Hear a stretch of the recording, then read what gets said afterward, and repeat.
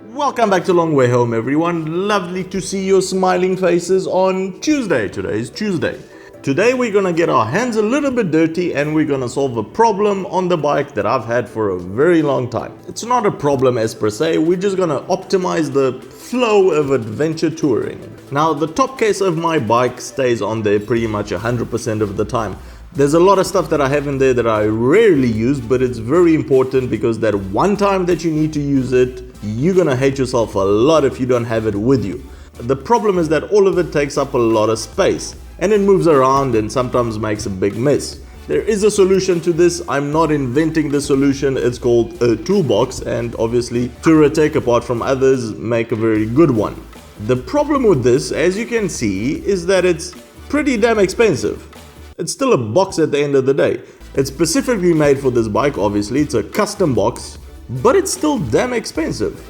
If we calculate the pricing for the original Touratech box, for that money, you could go across the US twice for a box.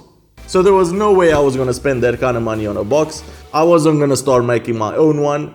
So obviously what was left was AliExpress. And weirdly enough, while I was looking on there, the nice guys at Kemimoto wrote us an email, sent us a box, and here we are making a little video about it.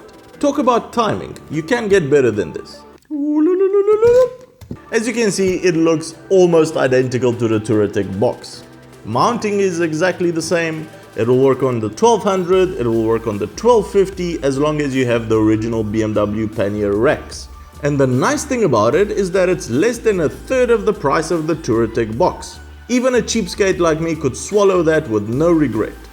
Get your motorbike news in a pleasant way. Hit that subscribe button and turn on your notifications so you don't miss the next episode. Same as the Touratech box, this one comes with obviously a lockable key. I do wish both Touratech and any aftermarket manufacturer that made these would put a blank BMW lock on here so that the first time we slide in our key, it would take the shape of that, and then we could use our own bike key to open and lock this. Same as the locks on your panniers, those are done exactly the same way. And then we wouldn't have to carry with us another set of keys, which we could lose. Build quality, obviously I don't have the Touratech one here to compare it to, but I assume that for $200 and something, it would be perfect. This one, however, seems sturdy. It's got a plastic shell and it's reinforced with these aluminium covers. I'm not noticing any obvious quality control issues on it. Obviously, what I'm most interested in after putting this box on the bike is, will water get inside? Because if water gets inside, it's useless. Completely useless. It does have a little gasket here, and this is probably how it keeps the water out. After we put it on the bike, we're gonna test it. We're gonna see if what we put inside gets wet. Hopefully it won't. It's a black hole inside. Instructions, not bad for Chinese instructions. I've seen a lot worse. There is one weird thing, however.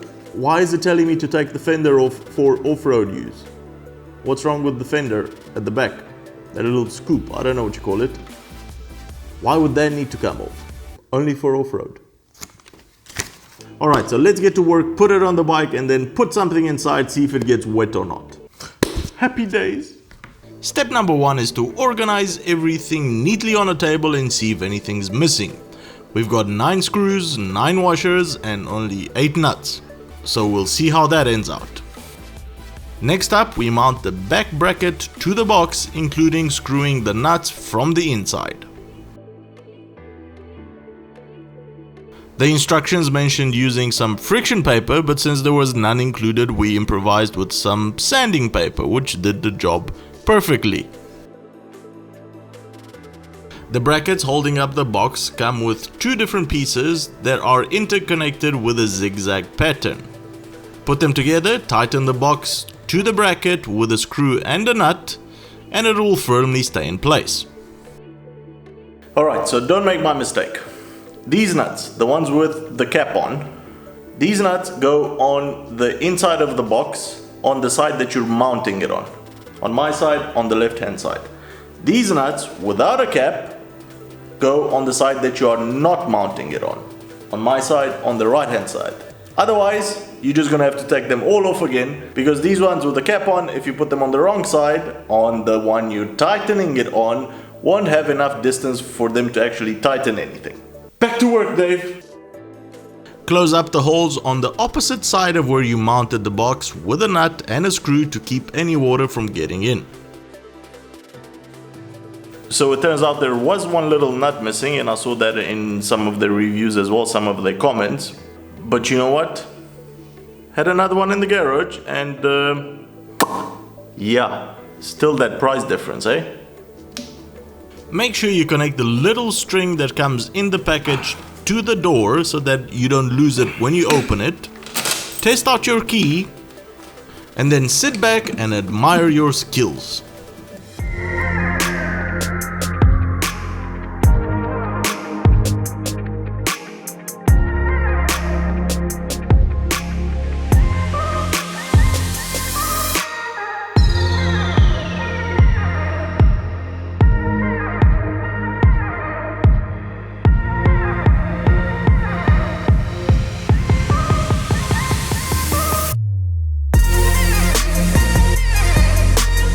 Alright, so a 20-minute job turned into a 2-hour job because of all the camera work, and Dave wasn't very helpful. Where are you, Dave? The little tiny hands, can't reach anything. Box fits perfectly. I've got one extra screw and one less nut. Now that's not one of your funny jokes, but I've saved a hell of a lot of money. However, putting it on means nothing if water's gonna get inside. So now we're gonna do the ultimate test. Neither Chemimoto or Touratech claim that their toolbox is waterproof. They just say that it is splash proof. So I'm gonna go somewhere in between full-on jet and splash proof, because that should be pretty much the same what happens if you're riding through rain. If you drop your bike and leave it in the river for like 20 minutes or something, I don't think there's any toolbox for you. But let's see how this one handles water.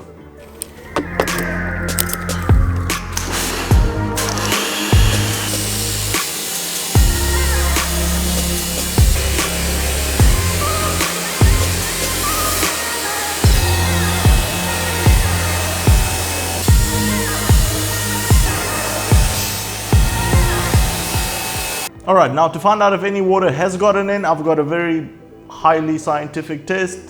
I wasn't able to find any of those little tests with the piece of paper that changes color if the water hits it. Dave is useless when I ask him to source out things.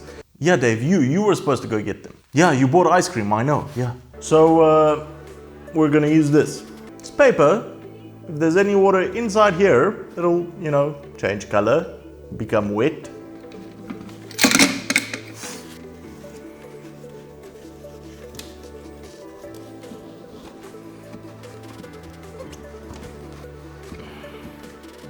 Nothing.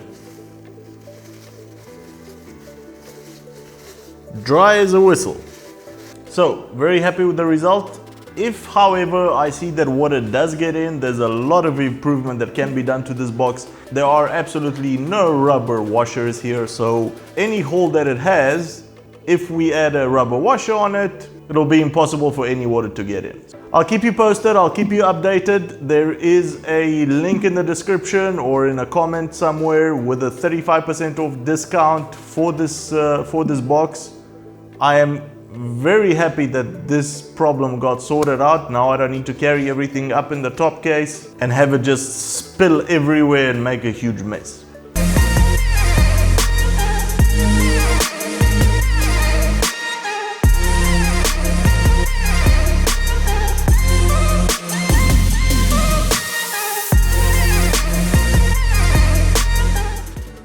Let us know in the comments below what gear or tools or what do you put in your little toolbox if you carry one with you.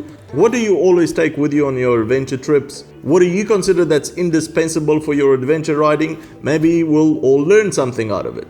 Well, that's the show, everybody. Thank you very much, Chemimoto, for providing us this review sample. If you've enjoyed this video, give it a big thumbs up. If you've just liked it, not sure about it, on the fence about it, give it a small thumbs up.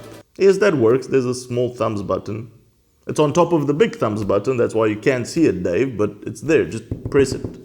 And if you've learned something new, consider subscribing or becoming one of our Patreons to help us make more of these videos. Cheers, and I'll see you on the next one.